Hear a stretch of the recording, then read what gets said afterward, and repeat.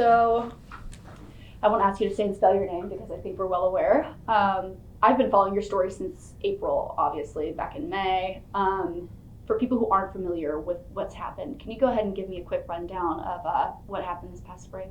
Sure. So, just like most Americans, I saw the video of the Rittenhouse shooting.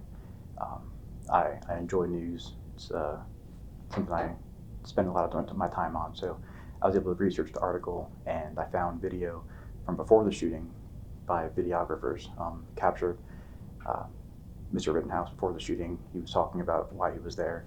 Saw a video of the people that he would eventually shoot and how they were acting.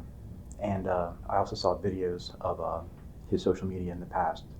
He seemed like a good-hearted person who may have been there, unwisely, but he didn't seem like he was there for malice. And having watched the video, I thought that it was a pretty clear-cut case of self-defense. And when he was indicted for 2 counts of murder plus the shooting of the third person, I thought it was odd. I thought there was a lot of evidence that suggested he shouldn't be charged. So I wanted to make sure that Mr. Rittenhouse was able to defend himself in court and make his claim to a jury. So I know that lawyers are expensive. I know that if you raise money for lawyers early on, it puts less pressure on you to accept a plea bargain that you might not otherwise have accepted. So I donated $25 off duty of my own money, and I gave some words of encouragement. I didn't think anything else of it. I continued on my life, and several months later, I got a phone call. Somebody had told me that people were calling the police department complaining about my donation. It ends up that even though I donated anonymously to where a person who was on the website couldn't see my comments or couldn't attribute them to me as an individual or to the city of Norfolk or to the Norfolk Police Department, a hacker had gone into the website and was able to connect the dots and figure out that I had made that comment and that donation. So that's how the whole thing started. Mm-hmm. And your comment, can you just kind of paraphrase what you had said? My comment to Mr. Rittenhouse was just words of encouragement. It was to keep his head up. He had just been charged with murder. I had heard he had thrown up in the interrogation room. He was very pro-police before this happened. So I just want to let him know that not everyone thought he was a murderer. And he, even though it might not have been wise for him to be there, I thought he was, still a decent person for what he had done despite having been charged. Mm-hmm. And you looking at this as somebody in law enforcement, how did that help you form your opinion on what had happened before the trial even began? So I'm a 19-year veteran of the Norfolk Police Department. I've spent time in violent crime, including homicide. And I've seen cases where people made claims of self-defense. I'm familiar with the laws here in Virginia and the statutory laws and the case law nationwide. So that helped form my opinion. But again, that's just my personal opinion. Mm-hmm.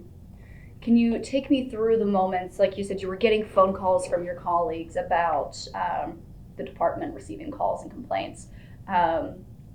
Who was the first person of, I guess, leadership rank over you to bring you into their office and kind of chat it out? How did that go over?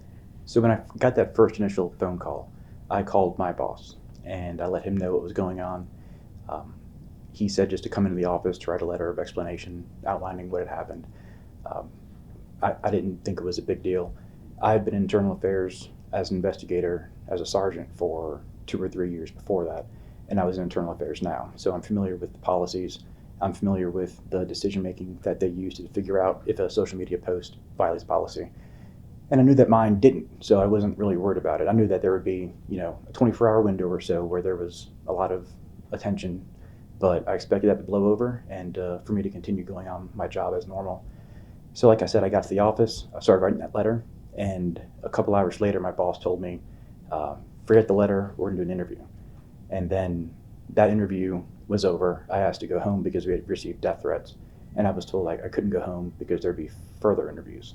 And that's when I started to think that perhaps this was becoming more serious than I thought. Mm-hmm. Death threats. Yes. Can you take me through that? It was a comment on a social media account for the Norfolk Police Department, or perhaps it was an email, I can't recall. but it was a person talking about how police wouldn't take the lives of citizens seriously until them and their families started being killed. So had to have a difficult conversation at home. Because you've got a family, you've got kids. Right. How many kids do you have? 3 kids and a wife. So we had to have a conversation, had to change the way we do some things, but it all worked out at the end. How has it been at home? How was it at home after, actually, let's take even a step behind it. When did you find out that they were firing you and they were letting you go? I had received some information from friends suggesting that the city was moving to fire me. So that first weekend, so the story broke on a Friday. That weekend, that Saturday and Sunday, it was kind of stressful because in my mind I knew that it wasn't a termination, it wasn't an offense worthy of termination. But then I knew that the city was under a lot of pressure and they might take action based on that pressure. So there's a lot of uncertainty. I reached out to Chief Boone. I sent him a text message. I told him that I had enough leave to where I could just burn my leave and not come back to work. And at the conclusion, I'd be eligible for retirement. And I said, I'll just leave. Just give me that time to collect my retirement. I told him I had a family, told him I had a wife with cancer, that we needed the health insurance. But I didn't get a response. That Monday when I got to work, I was fired. And it's noteworthy that the process for firing a Norfolk police officer takes 6 to 8 months. There's several steps, there's investigations, there's recommendations by your command. Several different city departments have to get involved as oversight to make sure that everything is done correctly. There's even a state law in Virginia that regulates how a department has to do an internal investigation and how they can fire a police officer. And all that process was condensed into a 5-minute meeting with my boss. How did you feel leaving that meeting? I was confused. I felt like I was like a sacrificial lamb. Like they were willing to discard me in an effort to make the pressure from certain parts of the public go away. Mm-hmm. How do you think your colleagues saw that? I received an overwhelming, and I mean overwhelming, amount of support from my friends, my coworkers, my family. Tons of text messages, people who were in disbelief that I was fired for something like this. That support continued to today. People have brought food to my house, invited me to go out after work, met me for lunch. It's been a family. Just a combination of the city manager's comments, the mayor's comments, egregious, alarming. Those were words to describe your comment. Do you think those line up with your comment at all? Certainly not. The things I said are well within the realm of normal public discourse. There's tens, perhaps hundreds of thousands of Americans who think the same way I do. Nothing I said was inflammatory. I didn't advocate anybody to break any laws. I didn't advocate any kind of racial issues. I just made a comment to a person that I thought could use some encouragement. Mm-hmm. Why do you think this became so politically charged that it cost you your job? I can only speculate. Whenever anything controversial comes up, or whenever something is brought up in the media and there are opposing views to that, it tends to trigger a wave of comments and phone calls. They're usually short-lived, and they're usually from a relatively small segment of the population. And I think it was that brief but intense wave of displeasure that caused the city to do what they did, in my opinion. Yeah. So you were afforded the right to appeal this, obviously, and is that something you guys have already done, something you are doing, looking at again? Right. The city of Norfolk has a grievance policy, and we're taking advantage of that. So it's a pretty long process. It's been continued once, but we're looking to have the hearing date in late January, around there sometime. Mm-hmm. And so now this new information, why we're here today, Rittenhouse was found not guilty on all the charges, that he was given. How do you think that furthers your case? Well, I think that even if he was found guilty, every American has the right to express whatever opinion they want to as a private citizen, and that's all I did. But the fact that a jury found him not guilty of all the charges makes it hard for the city to argue that my comments were egregious or they were outside the realm of normal public discourse. You did say in a previous interview that you did use your city email to do this and that you do regret it. Was that ever something that your leadership had hammered home, like this is the reason you're losing your job, or was it strictly because your donation does not align with our values? It was about the donation. Um, it's it's common that people know they should not use their city email for personal use, but it's not a policy violation. I was alleged to have broken 5 policies, and none of them was using a city email for personal use.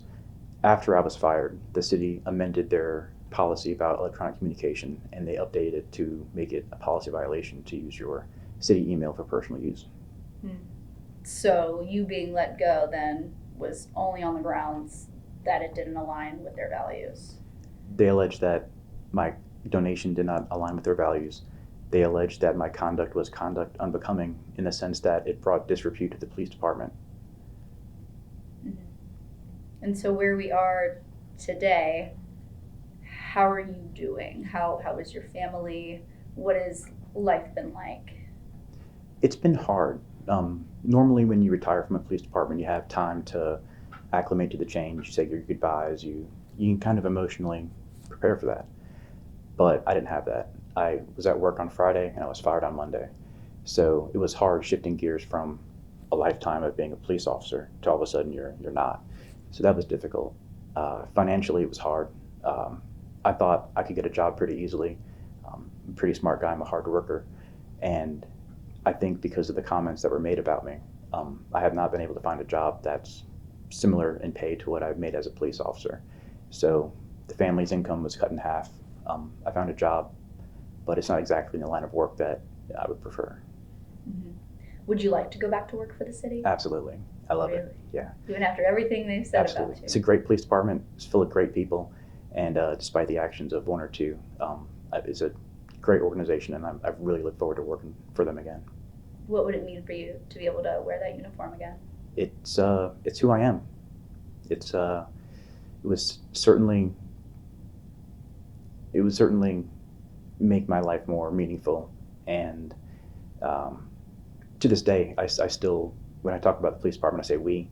I tell my wife I'm going to go hang out with some friends from work. They're cops, so it would mean the world to me. Do you regret that $25 donation? I don't. I don't regret the donation. I wouldn't have used my city email account, obviously, but I think that this issue is important. I've received a lot of comments from fellow police officers who have deleted their social media because they're afraid that some innocent thing they said might be twisted and they could get in trouble. Officers are afraid to donate to causes that they support. They're afraid to support candidates that they support because they don't know if the wrong people make a big fuss, will they get fired? So this is an issue that needs to be resolved, and I think it's bigger than just me. So I kind of welcome the ability to implement some change that's needed. Absolutely. Something like this probably puts a huge morale damper on an entire department. Like you said, kind of being silenced, feeling like you can't voice your opinion in or out of uniform. What do you hope your case does to give other people in uniform their power back? Just people in the workplace in general, that they can express their opinions. What is your hope? You brought up a good point about morale. Before I was fired, officers felt, because of things that happen around the country, officers felt that if they had to take an action that they don't want to, like taking another person's life, they were afraid that perhaps the department wouldn't back them up if pressure got too high. After I got fired, it seemed like a lot of those fears were confirmed. They felt that if they were caught up in a social media or a news media cycle, that perhaps the department wouldn't back them up if it made it easier for the department just to let them go. So after I was fired, those fears became more real to a lot of police officers. I've been given copies of exit interviews. Officers have to submit an exit interview when they leave the department, and a lot of them point to the leadership and their lack of faith in leadership to do their job. And a lot of them point to my case as a specific example of that. Mm-hmm. Not to call out Chief Boone, but Chief Boone, like you said, it was kind of a sacrificial lamb type deal. That's how you felt. To have somebody like that as your boss and know that maybe they don't have your back in certain situations, what do you hope he learns from this? Do you think your case deserves a second look from him? I think if the city were to give my case another look, if they were to review the facts in a neutral, detached, unemotional way of thinking, I think they would come to the conclusion that what I did is a First Amendment right. Every American has the right to make comments like that and make donations to causes that they support. The fact that I'm a police officer doesn't deprive me of that right. And there are implications for their decisions, and I think that they would go a long way to improve morale and rebuild that trust if they were to take me back. Mm-hmm. What is your message to the city if any of them are watching this evening? I would just ask that they reconsider. Mm-hmm. Do you have a message to the community that's backed you up, the community that hasn't backed you up? No. People who have supported me, I really appreciate the support. You can go to any social media post that the City of Norfolk Police Department has posted since this happened, and even common posts like Happy Thanksgiving. There's 500 comments on there, and they're all in support of me. I really appreciate that. To the people who don't support me, I don't have a comment. This is America. You can not support me. There's freedom. I'm not angry. I can understand how different people can come to different conclusions after reviewing the same fact pattern. That's perfectly okay. Make sure I'm not forgetting anything.